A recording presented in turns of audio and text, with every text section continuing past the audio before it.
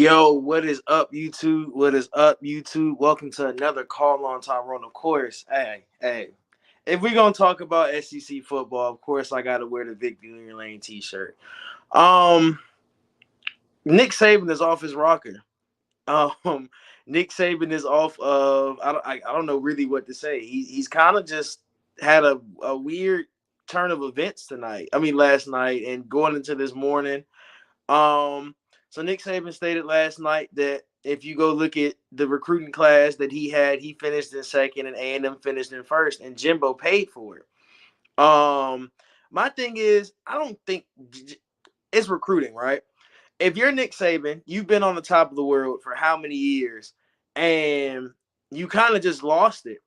Um, and he's kind of lost his touch. Somebody made a joke that nobody wants them Chargers anymore.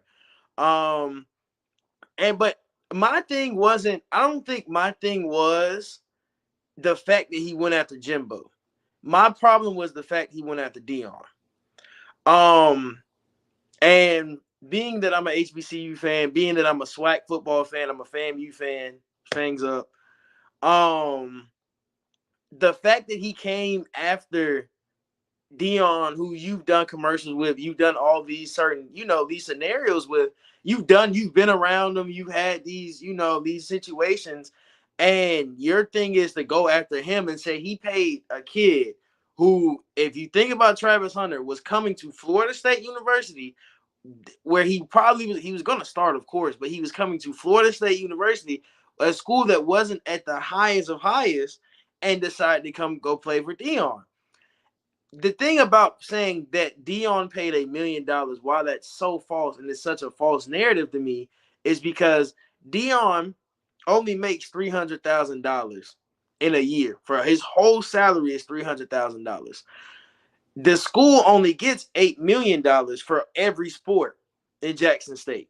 Their athletic budget is $8 million. So if I have $8 million, I'm going to spend $1 million on one kid to come to my school. And these NIL deals are becoming what we talked about this last year.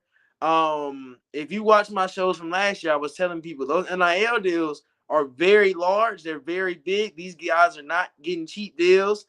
But my thing is, don't blame the coaches for that. These companies are doing it.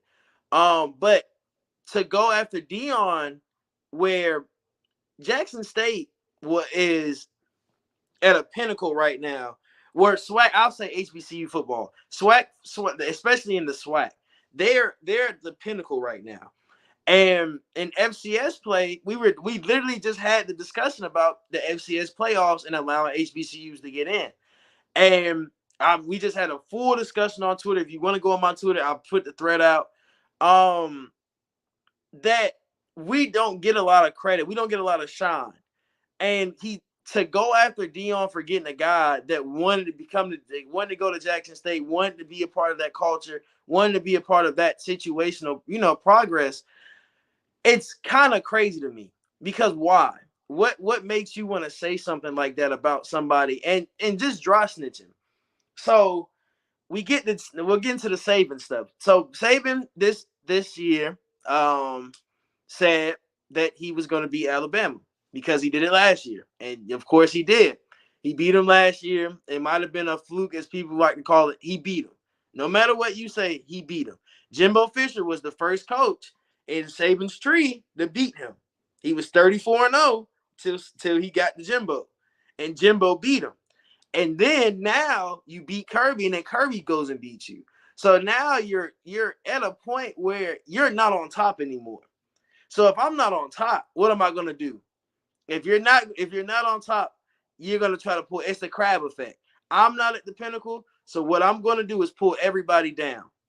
And you can't do that in a sport where we know you to be a person to pay kids.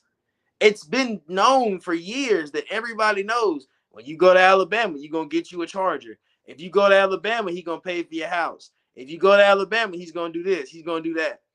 So for you to go after Jimbo about something like that, that shows the saltiness in you. That shows your heart. because that man y'all used to work together. Y'all won a national championship together. And for you to go on and go about and be like, man, it. I mean, it makes no sense. It really does. It really doesn't.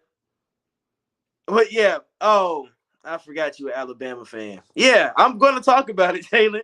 I'm going to talk about it because you really, everybody knows that, and Jimbo said it. Jimbo said, let's go back. He said, now I know what this man has done. I done seen what he did to recruit. He said it himself. He said we put him at this pinnacle like he was God, and now he's this big czar in college football, and he has that mentality that I can't be beat. And now that he's getting beat and it's showing, now he's showing he's mad. That's no reason for you're at a not even a press conference. You're at a dinner. I think it was a dinner or something. It was like a booster dinner.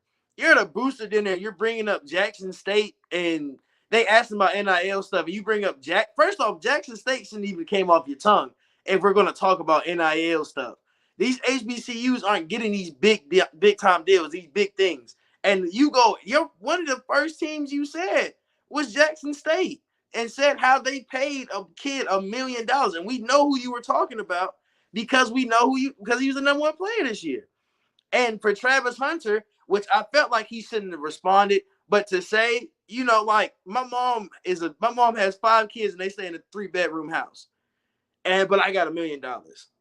That's the thing that's what I'm talking about. You put this boy, really, you put him on Front Street, like, hey, you $1 million player. But you did the same thing to Bryce Young last year when you were like, oh yeah, when Bryce got here, he had $1 million in NIL deals. So what's the difference?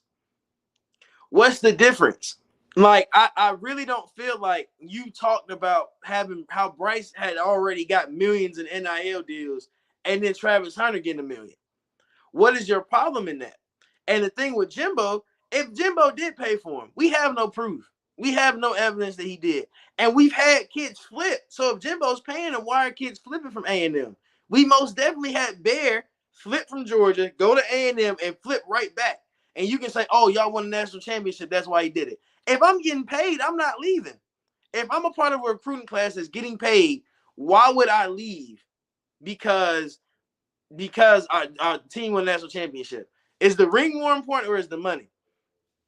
So, Jalen, don't be an Alabama fan, man. Do we have to go back?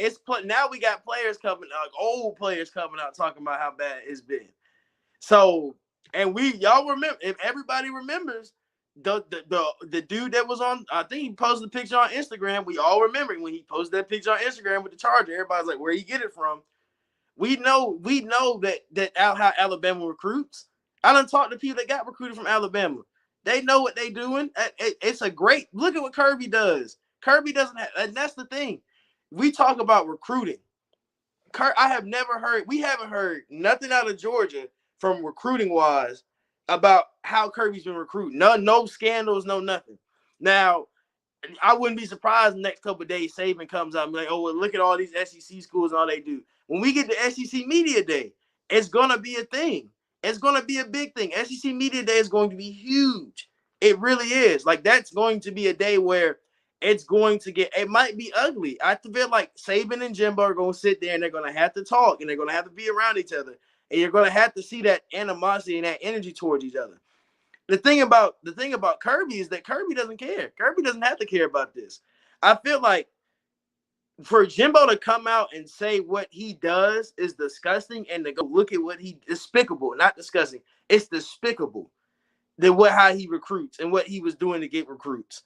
It's despicable, and we can go back and look at his coaching. He said, go ask any of his coaches and how despicable it was. That's telling. That's telling something. You can't say that we don't know.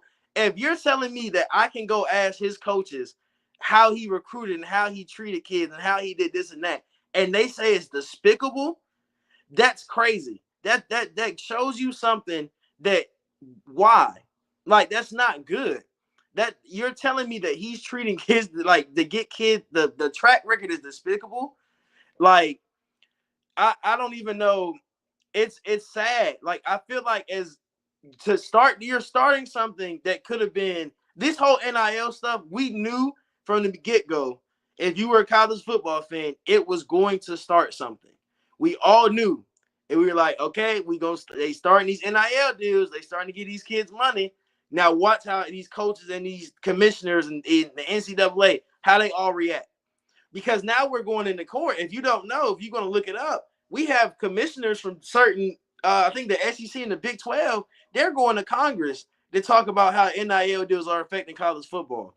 We have a deal right now going on where somebody, I'm gonna give you the easiest way of saying it. We have, let's say you have 35 gummy bears, right? But you could have up to 30, you could have up to 32 gummy bears. Now you can have up to 85 and even more. Now let's think about that. NCAA is going to approve this because of the transfer portal and because of how many the roster turnovers and think about this though. I want to say this. If we're going to talk about SEC football and roster turnover, Beamer didn't even have a full roster at South Carolina last year. And he talked about it. Kansas didn't have a full roster last year in the Big 12 competition. The reason they're opening up this portal basically where they're saying, I'm going to be able to sign as many players as I want, and as many players these, I'm going to have that many players on my team. Imagine a coach like Kirby, or imagine a coach like Saban, or imagine a coach like Jimbo having the free will to go and get. You have to have 85 players. You have a total of 85 players under scholarship. I can go sign 100 kids. I can go get 100 people to transfer to my school, and I can only have that 85 cap limit. That's so bad for football, for the kids. It's not bad for football. It's bad for the kids. Because imagine signing to a school, and high school numbers are dropping so bad. High school dropping recruiting wise has dropped so low. I think they're in like the 60s because the transfer portal is so big now. So when you think about how the transfer portal, NIL, and recruiting goes, money's going to be involved. Money's going to be like this the whole time. Money is hand in hand. So you can't go after another school about what they did with their money to go get their player, because money's going to be hand in hand. They're locked like this. They're hand in hand. They're getting married to each other. When you talk about college football now, you can't talk about just the sport. You have to talk about the NIL. You have to talk about the transfer portal. You have to talk about money. You have to talk about this stuff. And it's not a bad thing. We want these kids to get paid. We were complaining for years about how these college kids were going out there getting hurt, not having careers, and not getting paid for it. Was only getting scholarships. And you had the people that are like, oh, well, they're getting scholarships. They're getting free school. That wasn't guaranteeing the success that we thought they were, because there's still some college football athletes out here that aren't successful, that are working 9 to 5s. Like, they're not to the point where you expect them to be. So to understand that I can go get a company right now. I can go say, like right now, like you see this, y'all see my bottom scroll. I have Prize Picks sponsoring this podcast. As a kid, I can be like, okay, I'm going to go talk to Prize Picks. I'm going to say, can you sponsor me as a player? And they're going to give me a deal. They're going to pay me to wear certain stuff. I might have a Prize Pick sleeve, might have a Prize Pick, something that says Prize Picks on me, because it's a sign. And I'm going to take commercials. I'm going to do commercials. I'm going to talk to people. That's what it is. And that's what the NIL is. It's literally just sponsorships. They're sponsoring kids. They're sponsoring kids to promote their products. That's what an NIL deal is. So when you talk about the money they're making the money off of pure sponsorships. That's really all it is. And let me see. Nick Saban lost his swag when he went off on Maria Taylor. Yeah, he did. I remember that. Yeah. It's like he got older and it just got worse. When you put it in the aspect, like I was saying, for NIL stuff, I'll go back to Saban. But just to go into the money, I'll talk about the money. If I'm a kid right now and I'm at Oklahoma State, right? I'm at Oklahoma State. I got maybe Raising Cane's as a sponsor, and I got maybe like Body Armor. But if I go to Atlanta, if I go to UG, if I go to Athens, right? I can have these. They got a list of NIL deals you can sign, like, you know. Or I go to Alabama, they got a list where like you can choose which one you want to wear. I go to Miami, I can choose. what do you think that kid's going to do in the transfer portal? He's going to go get the most money for his product. You're selling yourself when you're an NIL kid. And these kids, it's sad to say it like that. But what schools are going to have to do is realize these kids are not just thinking from a football standpoint. These kids are thinking from a money standpoint. If you're Nick Saban and you're losing kids because of NIL money and because this team is giving this kid money and this kid money, change the way you're thinking.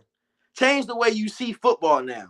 If you're going to be so hard-nosed and so stuck on this is football, this is what I is, and this is what Jimbo said. You think he thinks he's a czar. He thinks he's God. And when you put him up and when he's getting knocked down pedestals, when you lose the Jimbo, when you lose the Kirby in the national championship, when you're losing in recruiting, when you're slowly, you're going down, down, down, down. And Georgia's up there. A&M's up there. You got LSU's going to be up there. Brian Kelly's not going to go out sad recruiting the SEC.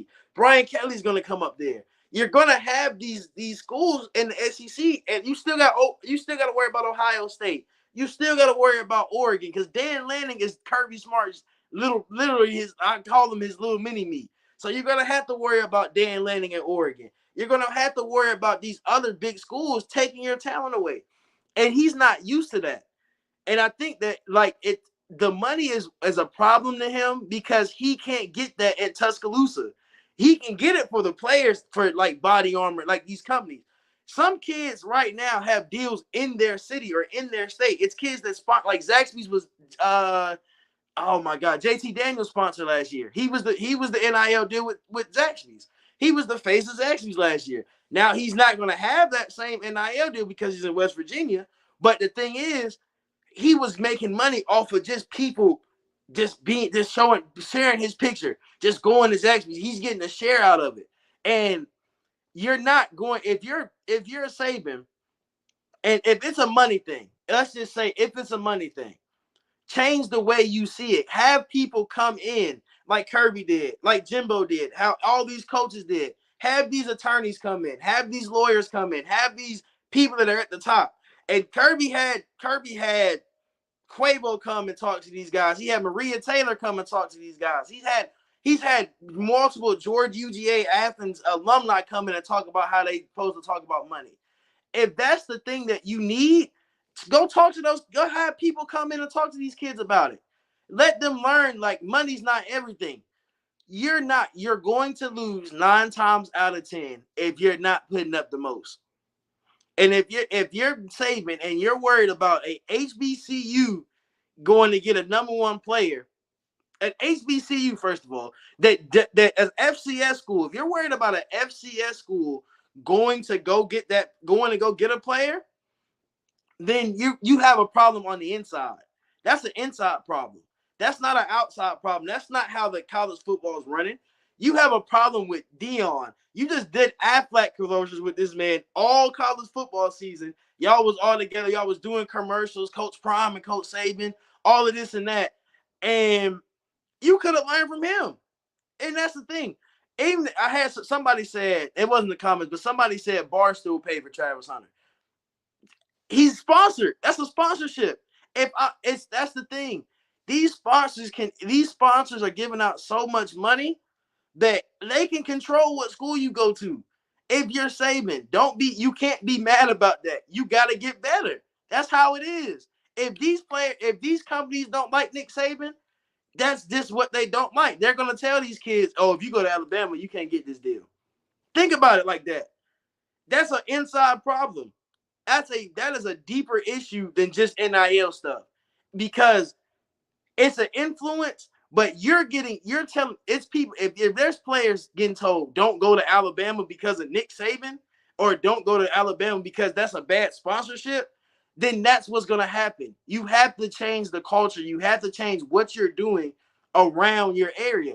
Reason why I say the reason why I say a lot of kids. I was talking to some people earlier, and I was saying a lot of kids are going to go to these HBCUs now, right? We got a lot of 3-star, 4-star transfers go to HBCUs.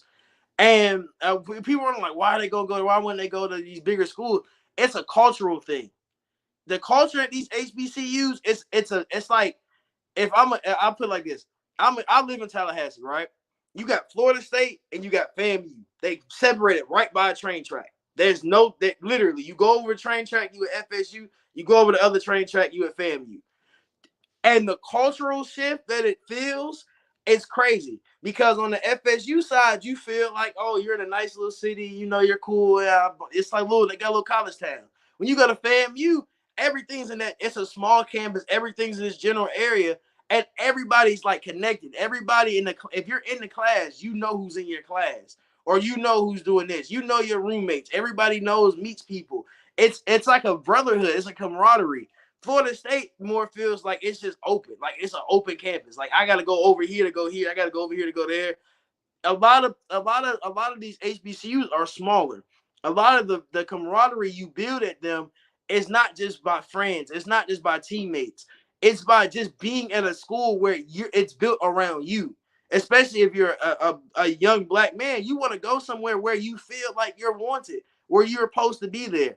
Certain schools can't make you feel wanted if they're a big school. If I'm getting recruited right now and I want to play and I know I'm good enough to play, a lot of kids was going to Alabama, and a lot of people were saying, oh, if you go to Alabama, you might as well realize you're going to be on the bench your first 3 years.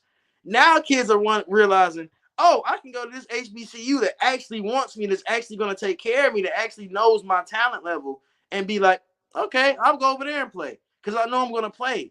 I know I'm not going to have to wait that long. And that's the thing. If you're at a lot of these kids are at a point now, they're getting pushed away. I mean, if you think about it, it's more opportunities at other schools than these big Power 5 conference schools. And a lot of in that NIL open that up because I can go to FAMU and go get a couple of sponsorships and be straight, be good. I don't have to worry about that because it's going to be, and then they'll be local. I don't have to worry about having to go fly here to take a photo shoot, have to fly there to take a photo shoot, this and that. Everything is local. Everything is here. You're going to push these kids away at these Power 5 schools because that transfer portal, a lot of these high school kids, you're going to start seeing a lot of these high school kids start signing to these FCS schools and start signing to these schools where they know they can play. Because the transfer portal, this goes into the transfer portal, the transfer portal sucks for high school kids.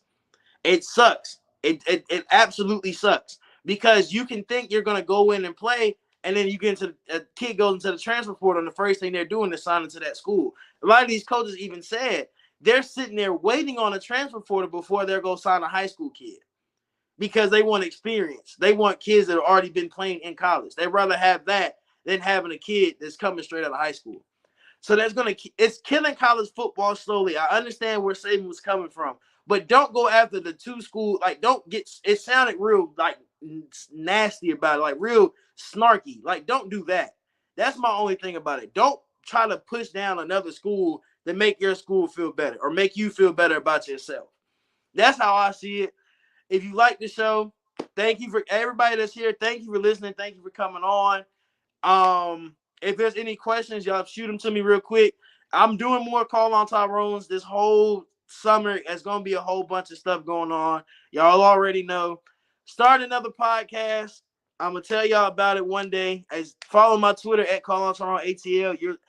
If y'all want me to announce it today, I'll announce it today. Y'all got to tell me if you want it today. Tag me. Tell me if you want it. But yeah, just to end it really, just how I want it, I'll end it like this. You, as a Power 5 school, you have to realize culture is a big thing to a lot of these young kids. If your culture isn't there, or if your culture isn't to the point where you want it to be, fix it. That's all I have to say. And with that, we out of here. Peace.